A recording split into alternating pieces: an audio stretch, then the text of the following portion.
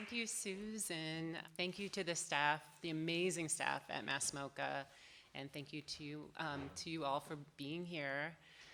It is my total pleasure to introduce Carmen Maria Machado. I say often I'm not a words person, so I'm going to try to keep this short. I do have a couple things I want to say. It's just so exciting to have Carmen's words animate this body of work that I made in total darkness, in total isolation, in the thick of the pandemic. It's just a real gift to have you sitting here, so thank you. I am just going to quickly, for those of you who aren't familiar with Carmen and her work, just a few highlights from her long and totally distinguished biography. Carmen is the author of best-selling memoir, In the Dream House, the graphic novel, The Lolo Woods, and the award-winning collection, Her Body and Other Parties, all of which are available over here. Carmen has been a finalist for the National Book Award and the winner of many, many literary awards, including the Bard Fiction Prize, the Lambda Literary Award for Lesbian Fiction, and many others. Her essays, fiction, and criticism have appeared in The New Yorker, The New York Times, Granta, Vogue, This American Life, McSweeney's, Tin House, The Believer, and many, many other publications. In 2018, the New York Times listed Her Body and Other Parties, which Carmen has offered to read from later, as a member of the new vanguard, one of 15 remarkable books by women that are shaping the way we read and write fiction in the 21st century. Pretty rad. And on a personal note, if I may, I met Carmen at an artist residency about a year ago now, and I'm kind of ashamed to say it here. I wasn't familiar with her work. I was on a reading program at the time. I was lost. But what that did do is it totally offered me the space to just get to meet Carmen, one of the most lovely, kind, beautiful, open, totally ready to connect people I'd ever met in my life. And to get to do that in advance of connecting with the force that is her creative work, I feel like is like such a real gift. So I feel lucky. Not only did I not know I probably should have been really intimidated, but I was given the gift of getting to know the work of someone who I already knew and loved as a person, and to being totally gobsmacked and blown over by that, and to be completely immersed in it over the subsequent months and weeks following meeting her. So, but even if you had done like a different order of operations, I imagine many of you sitting here have also felt that Carmen has put on the page things that maybe are somewhere deep in your mind or in your gut that have kind of been like fighting to get out.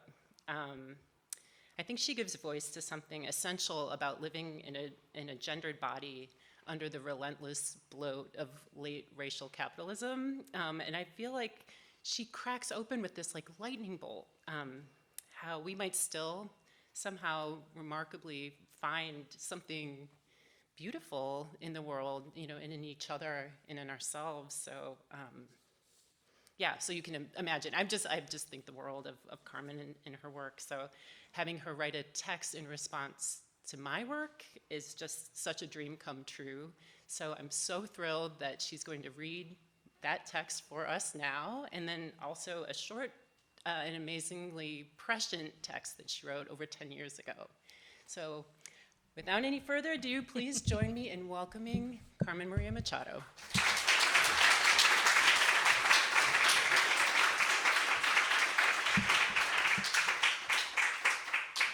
Thank you, everyone. Can you hear me okay in the back? Good? Okay, great. Thank you so much, Carrie. That was wonderful.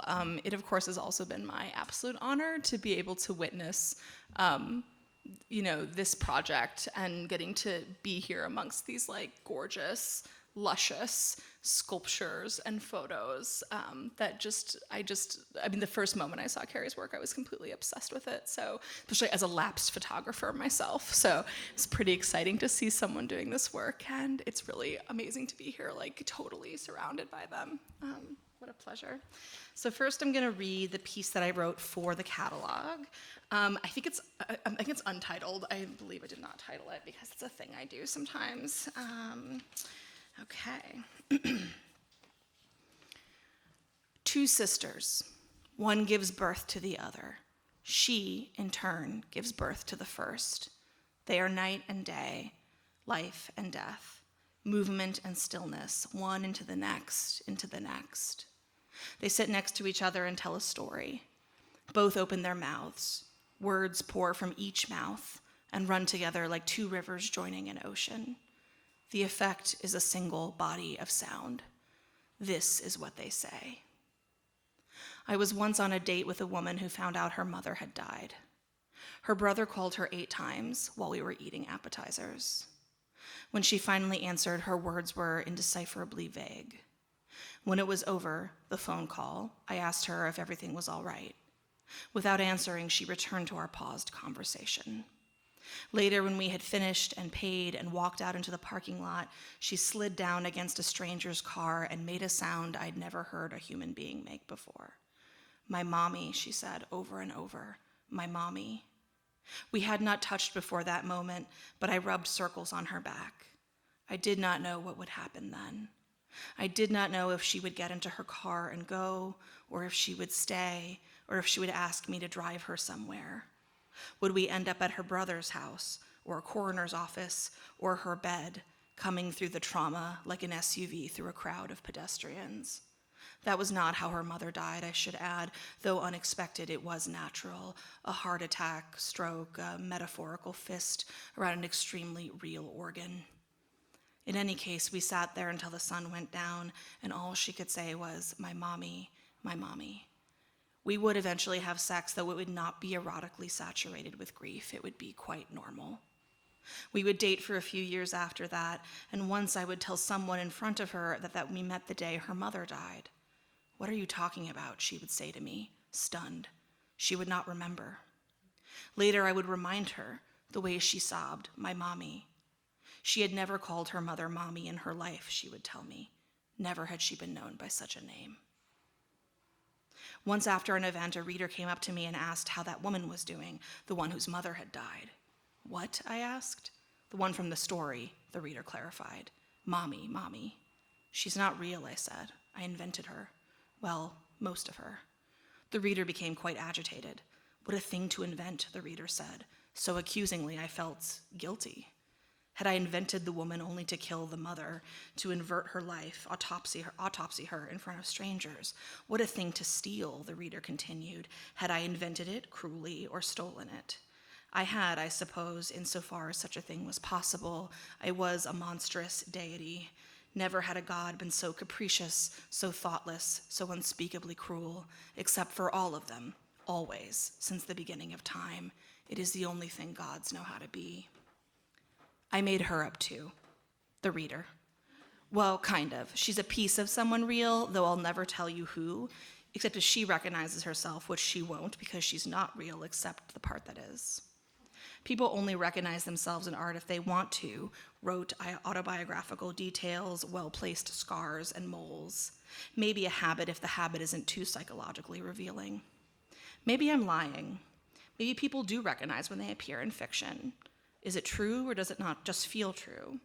It's like a dream that's so real you wake up not quite knowing if it happened or not.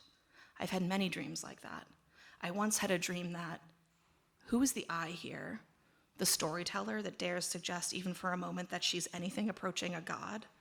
The reader, as long as the reader is also me, which is to say the author, the artist? What I'm saying is artists, with their egos and inconsistency and obsessions and their fictions, cannot be trusted except for the part where we trust them with everything we have. There are whole parts of your heart you've allowed to become occupied by artists, entire rooms in your mind, entire avenues in your memory. How does that make you feel? Who was the you in that previous section? Do you identify with her? Does she speak to you in some way? Do you know her or not know her? What does she mean to you? Who is she? Is she alive or dead? Fictional or non-fictional? Real or fake? Stolen or appropriated or invented or collaged? Does she fall in love? Does she have sex or date? Is she someone's daughter? Did they die or will they? Will she mourn them or did she mourn them? Will she write about it or will someone else?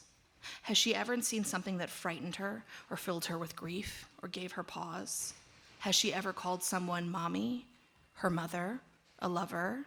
Has she ever had an image or a scene lodged so deeply in her psyche that she can't remember if she witnessed it or dreamed it or it climbed up out of her unconscious? Has she ever stood at the edge of a page or a canvas or behind a camera and tried to coax truth out of it like a terrified cat, even though she is a mystery to herself and the cat isn't real and the page is a yard and she is walking down the street already misremembering the woman who is gone or maybe the woman who never was? Does that woman ever come to her in her dreams, her mouth half open, telling her something that doesn't match its movement? Does she ever say, daughter, but she says her name, or mine, or yours? I have a riddle, and I have its solution. There are.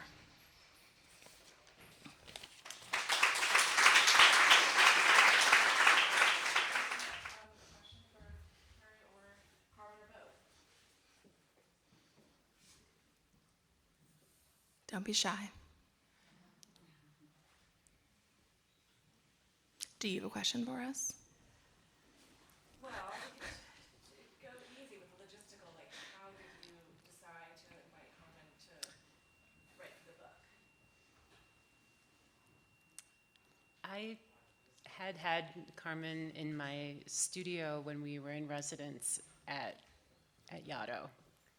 And Carmen had studied, she said she's a lapsed photographer. Is that the phrase you used? Yeah. She had studied photography, and you had gotten a degree in photography back in the day before you got your MFA in creative writing. And she's been inside my camera, like the camera that I made to make this work, and just like her excitement with the process and kind of her insight into just her enthusiasm for seeing the work that was so in progress. It just, I felt like we had this, I was like, oh, I trust this person to kind of like look and just really look and kind of feel something, even if it's not exactly the words I would use, but just trusted that, it would resonate somehow. So I took a leap and asked, and you can always just ask, but she didn't say no, and I'm really lucky.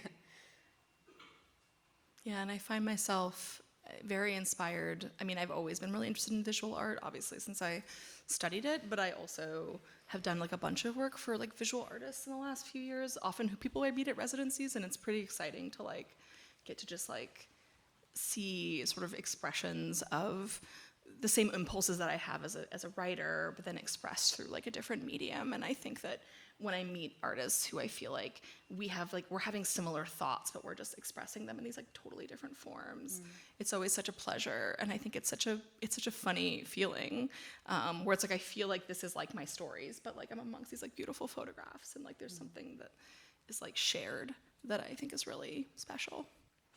Yeah, we were talking last night about how visual your writing is. So that makes it extra powerful. I have a question too for you, Carmen, about did you start with just a feeling from the work, or did you start with a particular photograph? For the piece I wrote for the catalog? No, well, Carrie had sent me a lot of like supporting, what do you call it, like supporting texts, like things that you were thinking about. You'd sent me that like David Foster Wallace piece, you'd sent me like a bunch of stuff, and I was just reading through it, and sort of when I do projects like this, I feel like I'm trying to get like an impression of like what the vibe is, which is like not helpful in any way, but like I was reading in, trying to see, and you were sort of talking about like what you were trying to do with this project, and I just began to like write into it, and actually it was sort of hard to tell because I was reading it, but if you look in the catalog, you can see that like in the beginning of that piece that I read, not the first piece for the catalog, like it begins with like an M dash, and it says two sisters as if it's the end of a sentence, and then the end of the story is now there are with an M dash. The idea is that the story is like circular, that it kind of, it's like an Ouroboros, like eating its own tail sort of thing. And it's sort of these like compounded, like these stories. And I was thinking a lot, especially about, I think one of my favorite things about your work is how you have these like, I don't even know what you call them, like layers of reality that exist within the pictures. So it's like you're taking images, like physical things that are there, and like images that you're getting like on your phone, and then like you're photographing those, and there's like all these like layers and processes. And I was really sort of structurally inspired by, there's that like almost like nested quality, I think, to the way that you approach these projects, or this project, which like I was also thinking a lot about, like just structurally, how could I create a thing that had that same feeling of like, you know, a Russian nesting doll, or like an accordion, or it had that same kind of sense of like layers of meaning. That circular logic of your story, how it Yeah. is in this body of work too. Start with an image of like Romy Schneider, and Yeah. it could go around in this room, or it could end with the film. It's the same kind of, the sisters. Even film and photography, maybe I'm nerding out too much, but that's immediately what I thought when you were talking about it. And also there's this way that like, you know, you were so tangled up. We were talking earlier about how like in a lot of these, like your manicure is visible. It's like that there's like, I don't even know what you call it, like the edges, the raw edges, like the presence of the artist is in, like just your fingers exist like in a lot of these pictures. And I also feel like that piece, I got to like play around with this.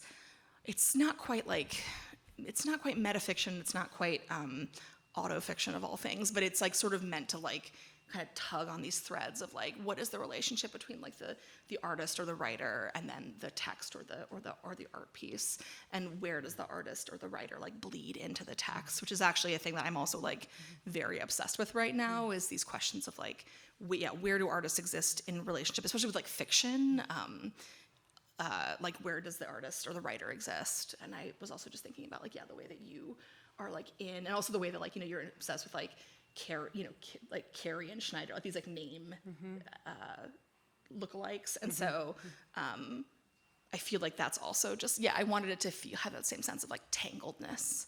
I feel like I saw a hand back there somewhere. Yeah, in the back on the wall. You started to sort of get it, so I'm going to push you to go a little further. Oh, great. And actually, this question is aimed at both of you.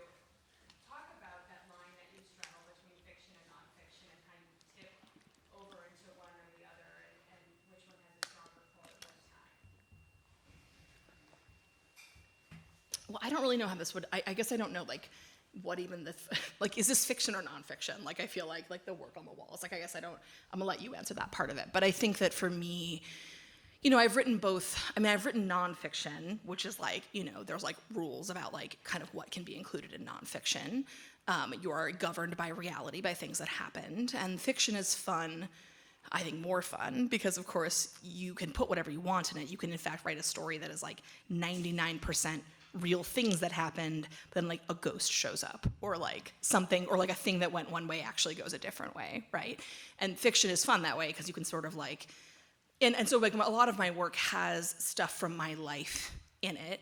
You would only know that if I told you, or if you know me personally. But like, you know, I don't know, like the story I just read, like some of those are partially based on real people I know, and a lot of it is made up, and you would never really know. Like, it's just, there's a sort of this like, and I think fiction is beautiful that way. I think that the project of fiction, which when you describe it literally sounds completely ridiculous, where you're like, well, I just like kind of close my eyes and like vividly hallucinate, you know, stories about people that aren't real, and then sort of muddle it together with like my own experiences and fears and fantasies and anxieties, and then I put it on a page and someone buys it and then shares that hallucination with me, which is like really bizarre, right? But also I'm like, what a wild thing I do. Like, what a beautiful sort of way to like live my life and have my practice be. And I feel like, there's something really delicious about the way that fiction, you simply don't know. And I think that sometimes readers get people often want to know. Like, they're like, did that happen? Did that happen? Is this real? Is it not real? And the fun thing is being like, you'll never know. Sorry, it was very loud. You'll never know. I'm so delighted by that fact. You simply won't know unless I tell you, because like that's the thing, is like it's supposed to be so seamless that you actually are not able to distinguish between one or the other. And I don't know how that like applies to like like visual art.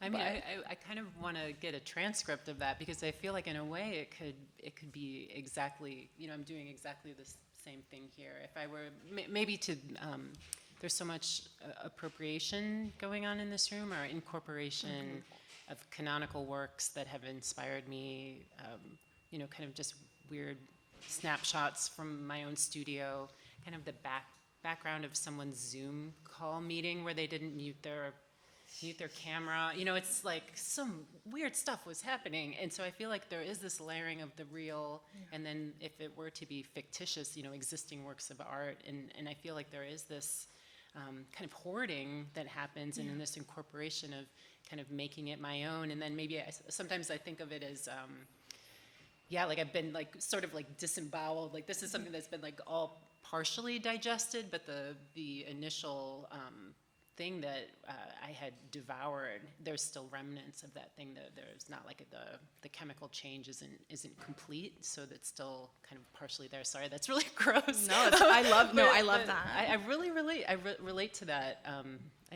That's a great question. Yeah. I feel like there's also something, we were talking last night at dinner about like list making, and I think, obviously the story I just read is quite literally a list, but, and references lists, but I think that like, this is also a kind of list, right? And it's like deriving meaning from the aggregate. Like, like it's like stepping back. It's like what do you call it? This is like the only math I remember from school, but it's like the data points and the best fit line, right? Where there's like little right? Like, is that right? I don't know. Yeah. Don't quote me on that. It's only math I remember, or partially remember, but there's something about the way that like you sort of are stepping back and you can sort of see, there's something about that impression of like the multiplicity of influence and of reference and the way it sort of generates this new meaning because you yourself are like the canon, like you're your own, this is your personal canon or your personal like Wunderkammer, and it's like only yours and like only you could like be this like combination of things.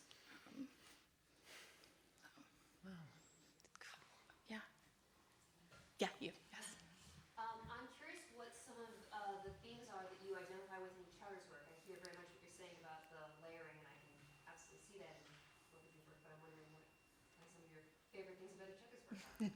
Oh my God, I'm just such a fan of Carmen's work. I imagine the majority of you are here to hear Carmen, as am I.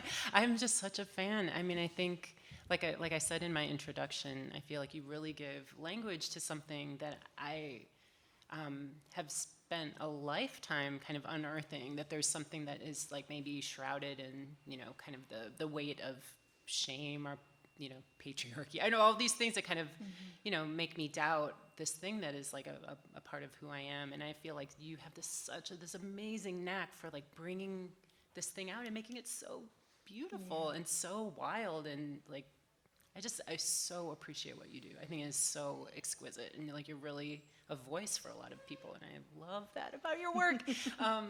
So yeah, I'm just a fan. Maybe I'm just, but.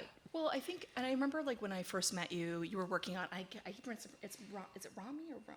Romy. Romy, right. So Romy was the face that was like all over your studio when I met you at Yada. Yeah. And I remember like asking like, who is this person whose face is everywhere? Like, what is her deal? And you explained to me that like the scene from this film that this figure is from, she's like begging not to be, like for people not to look at her, like to look away and not to be filming her. She's being filmed.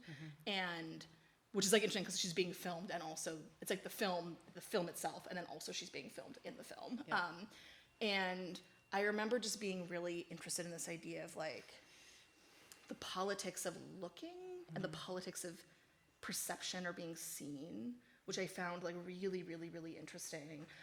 And then of course I feel like, I know you were like earlier, you apologized. You're like, that's so gross, it's half digested. But I feel like the thing about these, especially these like sculptural works, is like the way they resemble, what did I say? It was like they're very like intestinal or like labial, or there's this like quality of like organicness to them. And there's something about like looking at something and it being like very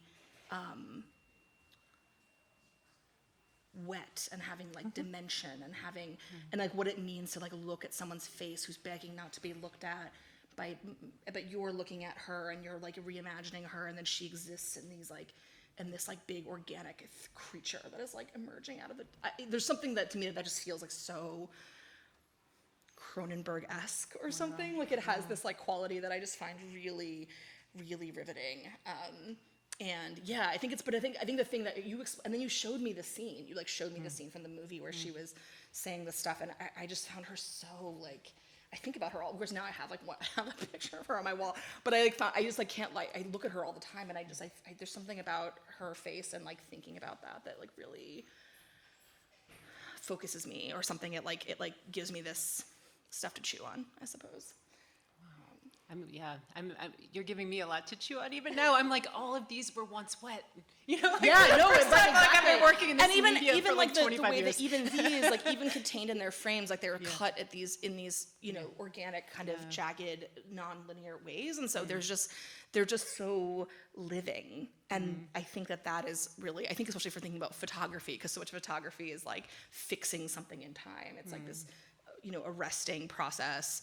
And yet here, these things have so much life and energy and levels of meaning and organicness and like wetness in like a cosmic sense, and I think there's something that's like, it makes me feel so, I just feel them so strongly.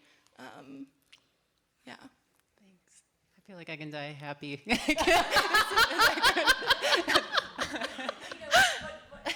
what you said about Carmen putting into words these things that we feel, I feel like your photographs do that too. Like you put into a visual form feelings that need to be expressed in this way. So I see that Yeah. very clearly. Yeah.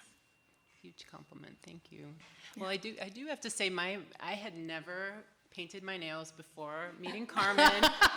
Honest to God. So like my fingernails are such a big part of this film in the back gallery of Romy's kind of taken over many weeks, but you can see the manicure that I had like start to deteriorate, and in a way I'm like, this is this amazing index of time. It shows the viewer that this wasn't all done in one day, but that is thanks to Carmen. Carmen's like, manicure just like brings everything together. That is a thing I say, yes. No, I'm like addicted, but that's her fault. So thanks. Yeah. Oh, we got one up here. Yeah, right here. So whenever I'm in a museum like this, I think about the way different people move through exhibits, and everybody does it differently. And people will sometimes walk by the descriptions or walk by the titles and the materials and just look at the work itself first, and sort of figure out what the medium is, what the subject is. I'm wondering how you feel about that with this exhibit, and also if you think that's possible in written text. Wow. Like if someone were to bypass descriptions and subject headings and just open up a work. Oh, that's so interesting. Can you repeat that question with the mic since Go ahead. Oh, well, you're asking about like if sometimes people in museums will walk past like the meta text or the paratext. It's like on the walls, like the description of whatever the exhibition is, and we'll just look at something, and if there's an equivalent of that in writing as well. It's so funny because I have literally sat in workshops where people have argued over the fact that like sometimes so much of some meaning that we derive from work the package matters, that like how you read like the genre of a story, for example, might depend on like if it appears in a book or printed just on like a printed paper, or from someone's like a Word document, or if it's in a magazine with a certain theme or whatever, and that there is like meaning derived from or like what a cover looks like even will help you like almost like place something in terms of genre. And I mean, I'd like to imagine that you could just like open my book and not read like the description, not read any of the stuff on the back, and just dive right in. Though someone once said to me they read short stories out of order, and I almost had a heart attack. I was like, you've got to be kidding me. Do you want me to know how long it took me to figure out how to order this book? Don't tell me that. Do you read novels out of order? And of course, now that I'm saying this, I'm like, oh, but you can actually walk around an exhibition in any order you choose to, right? And that's sort of, I guess you have no power over how people read your stuff or look at your stuff, I suppose is the lesson. But yeah, I don't know, I guess like, certainly it's possible, but I think definitely like for sure like the package matters, like the paratext matters, the description matters, where it appears matters. Like that is, I mean, it matters in the sense that it just helps people kind of get like signposts, kind of working them into something. I don't know if you have thoughts about that. That's interesting. I mean, it's such a good question, and I don't know, this is a partial answer, totally half-baked, but I feel that it's my dream that the work could operate on multiple registers. So, like I often, I'm just drawn to the image. So I would be totally happy if someone were just like, I keep thinking about that. Like, I'm drawn to this. I just want to look at one thing on a wall of 105. Fine.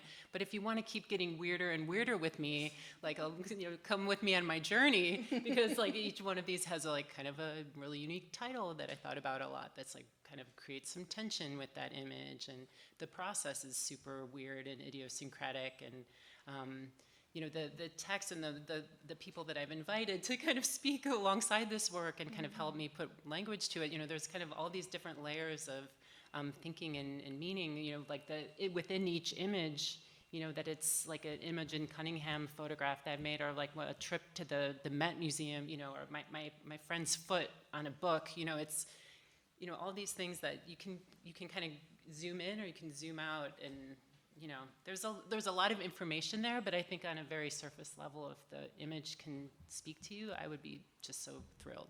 So.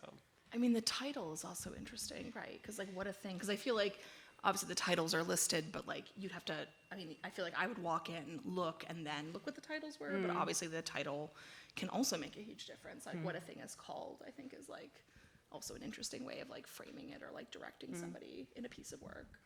Yeah. Or a red herring. It can be a Or a red herring. Yes, exactly. Divert. Yeah. Thank you so much, everybody. Thank you, everyone. Thank you. Thanks.